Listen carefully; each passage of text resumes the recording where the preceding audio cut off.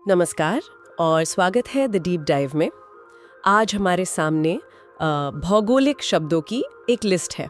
देखने में तो ये सिर्फ शब्द लगते हैं ना जी। जैसे प्रवास, जल संभर, बारबंदी। बिल्कुल, बस शब्द। लेकिन ये सिर्फ शब्द नहीं है। ये वो औजार हैं जिनसे हम ये समझ सकते हैं कि इंसान और धरती का रिश्ता कैसे बनता है, कैसे बिगड़ता है। आपने बिल्कुल सही कहा। ये असल में एक भाषा है। एक भाषा। हाँ, एक ऐसी भाषा जो हमें ये बताती है कि हमारे समाज और हमारे पर्यावरण के बीच क्या चल रहा है। इन शब्दों को समझकर हम सिर्फ भूगोल नहीं समझते, हम अपनी दुनिया की नब्ज पकड़ना सीखते हैं। अच्छा। हाँ, हम ये देख पाते हैं कि एक छोटे से गांव में पानी की कमी का असर दुनिया के किसी दूसरे कोने में बैठे परिवार पर कैसे पड़ सकता है। तो चलिए इस भाषा को जरा समझने की कोशिश करते हैं। चलिए तो शुरू करते हैं इंसानी हलचल से। जी। सबसे पहला और शायद सबसे जाना पहचाना शब्द है प्रवास। माइग्रेशन। हाँ, लेकिन यहाँ चीजें दिलचस्प तब होती हैं जब हम इसके दो पहलुओं को देखते हैं, उत्प्रवासन और आप्रवासन। एमिग्रेशन और एमिग्रेशन एक ही सिक्के के दो पहलू है ना। और ये पहलू यही तो पूरी कहानी बताते हैं। कैसे? देखिए, जब कोई अपना देश छोड़कर जाता है तो वो उत्प्रवासी हुआ। ठीक है। और जब वो किसी नए देश में आता है तो वो बन जाता है आप्रवासी। आने वाला। हाँ, लेकिन असली खेल इन दोनों के जोड़ घटाव में है। जो आंकड़ा निकलता है ना, उसे कहते हैं निवल प्रवास। अच्छा, नेट माइग्रेशन। एग्जैक्टली। और वो कोई मामूली गणित नहीं है। उसमें बहुत कुछ छिपा होता है। बहुत कुछ। वो किसी देश की पूरी कहानी कह सकता है। जैसे जब हम सीरिया जैसे युद्धग्रस्त देश के लिए एक नकारात्मक निवल प्रवास देखते हैं, तो वो सिर्फ एक आंकड़ा नहीं है, वो एक मानवीय संकट का सबूत है। बिल्कुल, लाखों लोग अपनी जान बचाने के लिए देश छोड़ रहे हैं। और वहीं दूसरी तरफ जब हम कनाडा जैसे देश का लगातार सकारात्मक निवल प्रवास देखते हैं, तो वो उनकी एक सोची समझी नीति को दिखाता है। हाँ, कि वे दुनिया भर से हुनरमंद लोगों को बुला रहे हैं। तो ये एक शब्द हमें किसी जगह के हालात का आईना दिखा देता है। और अक्सर ये प्रवास ये अपनी मर्जी से नहीं होता। यहीं पर शरणार्थी शब्द की अहमियत समझ में आती है। हाँ, ये बहुत जरूरी फर्क है। इसे समझना बहुत जरूरी है। प्रवासी अक्सर बेहतर मौकों के लिए जाता है, पर शरणार्थी अपनी जान, अपनी आजादी बचाने के लिए भागता है। उसे युद्ध, उत्पीड़न या किसी बहुत बड़े खतरे की वजह से अपना घर छोड़ने पर मजबूर होना पड़ता है। और जो लोग चले जाते हैं वो अपने पीछे वालों को भूलते नहीं हैं। वे एक जीवन रेखा भेजते हैं जिसे हम प्रेषण कहते हैं। रेमिटेंस। हाँ, ये सिर्फ पैसा नहीं है, उससे कहीं ज्यादा है, बहुत ज्यादा। ये प्रेषण इतने शक्तिशाली हैं कि आपको पता है, दुनिया के कई देशों के लिए ये विदेशी सहायता या विदेशी निवेश से भी ज्यादा मायने रखते हैं। सच में? हाँ, ये एक तरह से दुनिया की सबसे बड़ी जमीनी स्तर की विकास योजना है जो परिवारों के लिए चलाई जाती है। फिलीपींस, मैक्सिको, हमारे यहाँ केरल में भी। बिल्कुल, केरल जैसे राज्यों की अर्थव्यवस्था में इन पैसों का बहुत बड़ा योगदान है। वाह! प्रवास का एक और रूप है जो मुझे हमेशा बहुत काव्यात्मक सा लगता है, ऋतु प्रवास। ट्रांसह्यूमन्स। ऐसा लगता है जैसे इंसान और जानवर प्रकृति की धुन पर नाच रहे हो। ये सचमुच एक अद्भुत तालमेल है। सोचिए, हिमालय के चरवाहे जैसे गद्दी समुदाय के लोग सदियों से ये कर रहे हैं। गर्मियों में जब नीचे मैदानों में चारे की कमी हो जाती है तो वो अपने मवेशियों को लेकर पहाड़ों की ऊंची हरियाली की तरफ निकल पड़ते हैं। और फिर सर्दियों में वापस। और जैसे ही बर्फबारी शुरू होती है वे वापस घाटियों में लौट आते हैं। ये प्रकृति के साथ जीने का एक टिकाऊ तरीका है। हालांकि अब इसमें भी मुश्किलें आ रही हैं। हाँ, अब जलवायु परिवर्तन और सीमाओं के बनने से ये प्राचीन रास्ते भी मुश्किल में पड़ रहे हैं। तो जब लोग इस तरह प्रवास करते हैं तो वे कहीं जाकर बसते भी तो हैं। ये हमें बस्तियों की दुनिया में ले जाता है जहां आवास और नगर समूहन जैसे शब्द आते हैं। हाँ, और ये सारा पैमाने का खेल है। आवास तो कोई भी रहने की जगह हो सकती है, एक झोपड़ी से लेके एक महल तक। लेकिन नगर समूहन ये एक आधुनिक हकीकत है। एग्लोमरेशन। हाँ, ये वो विशाल शहरी फैलाव है जहां शहर अपनी सीमाओं को लांघकर आपस में जुड़ जाते हैं। दिल्ली को देखिए ना। वो अब सिर्फ दिल्ली नहीं है। बिल्कुल नहीं, वो नोएडा, गुरुग्राम, फरीदाबाद, गाजियाबाद के साथ मिलकर एक बहुत बड़ा नगर समूहन बन गया है। यहाँ रहना, काम करना, सफर करना, इन सब का अनुभव एक अकेले शहर से बहुत अलग होता है। इंसानों के बसने और घूमने की बात तो हो गई। अब उस चीज पर आते हैं जिसके बिना कोई बस्ती, कोई जीवन मुमकिन नहीं, पानी। और यहाँ एक बहुत ही बुनियादी और महत्वपूर्ण अवधारणा है जल संभर या वाटरशेड। ये शब्द जितना सरल लगता है उतना ही गहरा है। इसे ऐसे सोचिए कि प्रकृति ने जमीन पर कटोरे बना रखे हैं। कटोरे? हाँ, जल संभर एक ऐसा ही कुदरती कटोरा है। ये वो पूरा इलाका है जहां बारिश की हर बूंद बहकर एक ही नदी या झील में जमा होती है।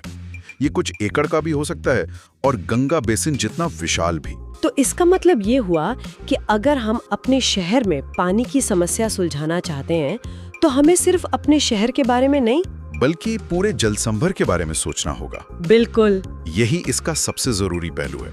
आपके शहर में बाढ़ इसलिए आ सकती है क्योंकि जल संभर के ऊपर पहाड़ों पर जंगल काट दिए गए हैं।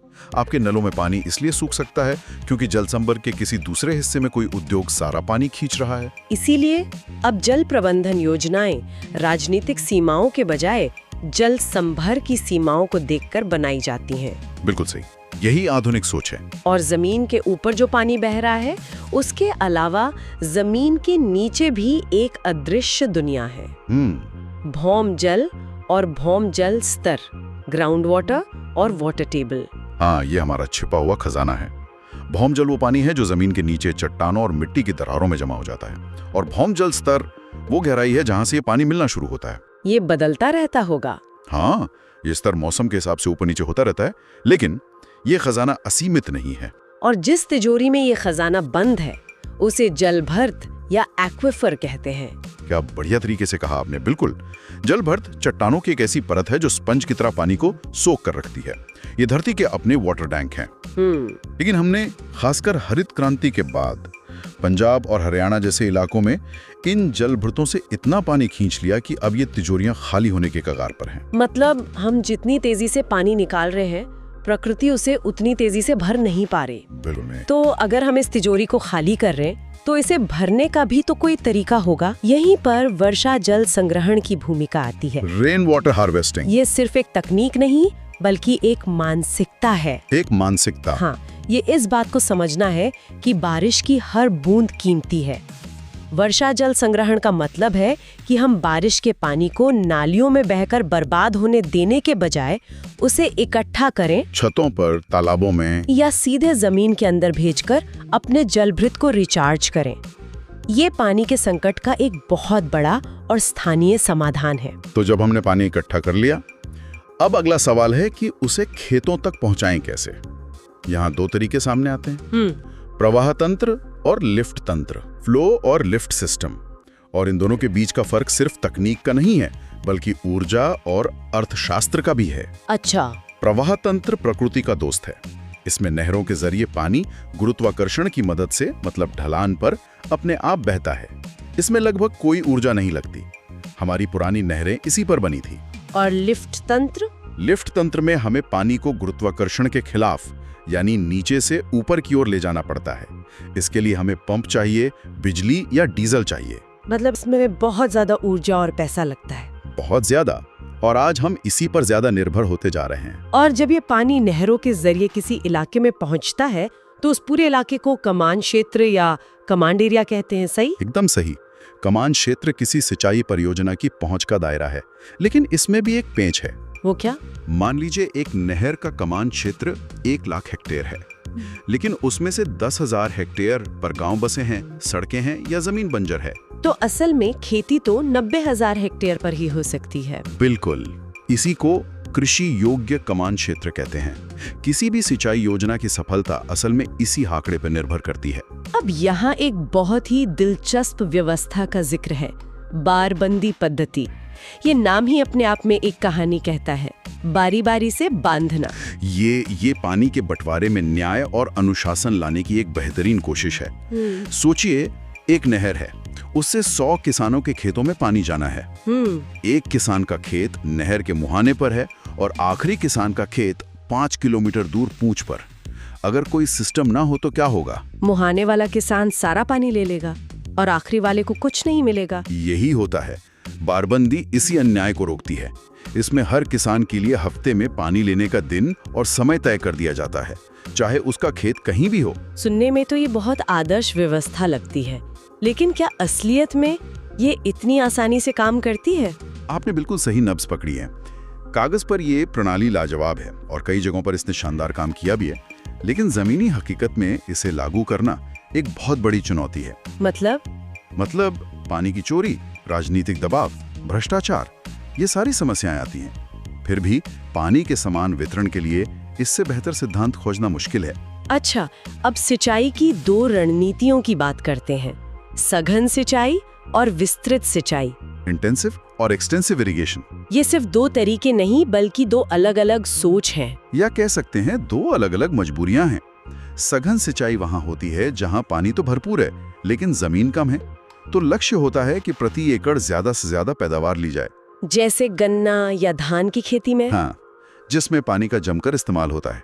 वहीं विस्तृत सिंचाई उन इलाकों की रणनीति है जहां जमीन तो बहुत है लेकिन पानी की कमी है। वहाँ लक्ष्य बदल जाता है। बिल्कुल, वहां लक्ष्य प्रति एकड़ पैदावार नहीं बल्कि पानी की हर बूंद से ज्यादा फायदा उठाना होता है, जैसे बाजरा या ज्वार की खेती जो कम पानी में बड़े इलाके में की जा सकती है। तो अब तक हमने जो भी बातें की, लोगों का आना जाना, पानी का चक्र, खेती के तरीके, ये सब आखिर में एक बड़े विचार की तरफ ले जाते हैं, पारिस्थितिक विकास, इकोलॉजिकल डेवलपमेंट। बिल्कुल, यही मंजिल है। अब तक हमने विकास को सिर्फ सड़कों, फैक्ट्रियों और पैदावार से नापा है, लेकिन उस विकास की हमने क्या कीमत चुकाई है? सूखी नदियां, खाली होते जलभृत, जहरीली हवा। सही बात है। पारिस्थितिक विकास कहता है कि असली विकास वो है जो पर्यावरण को साथ लेकर चले, उसे बचाए और बेहतर बनाए। ऐसा विकास जो हमारी आज की जरूरतें भी पूरी करे और आने वाली पीढ़ियों का हक भी न छीने। और इस तरह के विकास के लिए कृषि जलवायु या एग्रो क्लाइमेट जैसी अवधारणाओं को समझना बहुत जरूरी हो जाता है ना? बहुत जरूरी। हमें प्रकृति के नियमों के हिसाब से खेलना होगा। हमें प्रकृति का लिखा हुआ रूल बुक पढ़ना होगा। क्या बात है, कृषि जलवायु वही रूल बुक है। यह हमें बताता है कि किसी खास जगह की मिट्टी, तापमान, बारिश किस तरह की खेती के लिए मुनासिब है, यानी सही है। मतलब हम महाराष्ट्र के कम पानी वाले इलाके में ज्यादा पानी वाले गन्ने की फसल लगाने की जिद छोड़ दें। बिल्कुल, हम उस जगह की कृषि जलवायु के हिसाब से फसलें चुनें, यही समझदारी है। तो अगर हम पूरी चर्चा को समेटें तो ये साफ है कि ये सिर्फ शब्द नहीं है, ये एक नक्शा है जो दिखाता है कि हमारे फैसले जमीन और समाज पर कैसा असर डालते हैं। ऐसा लगता है कि जिस भाषा का हम इस्तेमाल करते हैं वो तय करती है कि हम अपनी दुनिया को कैसे देखते हैं और उसके साथ कैसा बर्ताव करते हैं।